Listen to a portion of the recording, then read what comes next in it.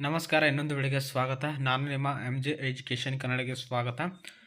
ಇವತ್ತು ಸ್ನೇಹಿತರೆ 8ನೇ ತರಗತಿಯ ಸಮಾಜ ವಿಜ್ಞಾನ ಭಾಗ 1ರಲ್ಲಿ ಬರುವಂಥ ಇತಿಹಾಸಕ್ಕೆ ಸಂಬಂಧಿಸಿದ ಅಧ್ಯಾಯ 6 ಜೈನ ಮತ್ತು ಬೌದ್ಧ ಧರ್ಮಗಳು ಅಭ್ಯಾಸದ ಪ್ರಶ್ನೋತ್ತರ ನಾವು ಇವತ್ತು ನೀಡುತ್ತಾ ಇದ್ದೀವಿ. ಎಲ್ಲೂ ಕೂಡ ವಿಡಿಯೋನ ಸ್ಕಿಪ್ ಮಾಡಬೇಡಿ. ಈ ಕೆಳಕಂಡ ವಾಕ್ಯಗಳನ್ನು ಸೂಕ್ಷ್ಮ ಪದಗಳಿಂದ ಪೂರ್ಣಗೊಳಿಸಿ. ಜೈನದ ಮೊದಲ ತೀರ್ಥಂಕರ ಋಷುಭ. ವರ್ಧಮಾನ್ ಜನಿಸಿದ ಸ್ಥಳ ವೈಶಾಲಿಯ ಕೂಡಲ ಗ್ರಾಮ. ಮಹಾವೀರನು ತನ್ನ 42ನೇ ವಯಸ್ಸಿನಲ್ಲಿ ಕೈವಲ್ಯ ಪಡೆದನು. ಮಹಾವೀರನು ತನ್ನ 72ನೇ ವಯಸ್ಸಿನಲ್ಲಿ ಬಿಹಾರದ ಪಾವಾಪುರಿ ಎಂಬಲ್ಲಿ ನಿರ್ಮಾಣ ಹೊಂದಿದನು. ಗೌತಮ ಬುದ್ಧನ ಮೊದಲ ಹೆಸರು ಸಿದ್ಧಾರ್ಥ.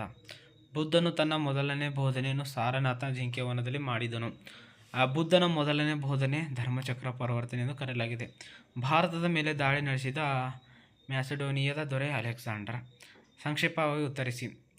ಮಹಾವೀರ ಬೋಧಿಸಿದ ಪಂಚಪತ್ರಿಗಳನ್ನು ಮತ್ತು ತೀರ್ಥಗಳನ್ನು ತಿಳಿಸಿ. ಪಂಚಪತ್ರಿಗಳು ಅಹಿಂಸೆ, ಸತ್ಯ, ಅಸ್ಥೇಯ, ಅಪರಿಗ್ರಹ, ಬ್ರಹ್ಮಚಾರ, ತ್ರಿರತ್ನಗಳು, ಸಮೈಕ್ಯಗಾನ, ಸಮೈಕ್ಯ ದರ್ಶನ, ಸಮೈಕ್ಯ ಚಾರಿತ್ರ್ಯ. ಜೈನ ಪಂಗಡಗಳು ಹೆಸರಿಸಿ. ಜೈನರಲ್ಲಿ ಶ್ವೇತಾಂಬರ ಹಾಗೂ ದಿಗಂಬರ ಎಂಬ 2 ಮುಖ್ಯ ಪಂಗಡಗಳಿವೆ. ಬುದ್ಧನ ಬೋಧಿಸಿದ ಆಚಾರ ಸತ್ಯಗಳು ಯಾವುವು? ಲೋಕವೆಲ್ಲ ದುಃಖ ಹಾಗೂ ನೋವಿನಿಂದ ಕೂಡಿದೆ.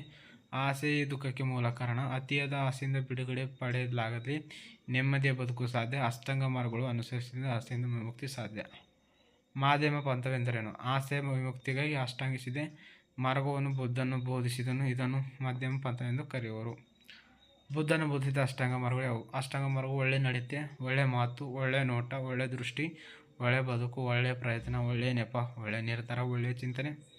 ತ್ರಿಪಿಟಕಗಳ ಬಗ್ಗೆ ಟಿಪ್ಪಣಿ ಬರೆಯಿರಿ.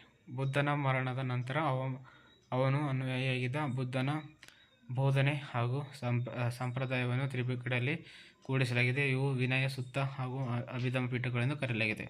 ಇವುಗಳಲ್ಲಿ ತ್ರಿಪಿಟಕಗಳೆಂದರೆ ಕರೆಯುವರು. ಸ್ನೇಹಿತರೆ, ಈ ಅಧ್ಯಾಯದ ಅಭ್ಯಾಸ ಪ್ರಶ್ನೋತ್ತರವನ್ನು ನಾವು ನೀಡಿದ್ದೀವಿ. ಸೊ ಇವತ್ತಿನ ವಿಡಿಯೋನ ಇಷ್ಟವಾದರೆ ಲೈಕ್ ಮಾಡಿ ಮತ್ತು ಚಾನಲ್ ಸಬ್ಸ್ಕ್ರೈಬ್ ಮಾಡ್ಕೊಳ್ಳಿ ಅಂತ ಹೇಳ್ತಾ ಇವತ್ತಿನ ವಿಡಿಯೋನ ಇಲ್ಲಿಗೆ ಮುಗಿಸ್ತಾ ಇದ್ದೀನಿ. ಜೈ ಹಿಂದ್, ಜೈ ಕರ್ನಾಟಕ.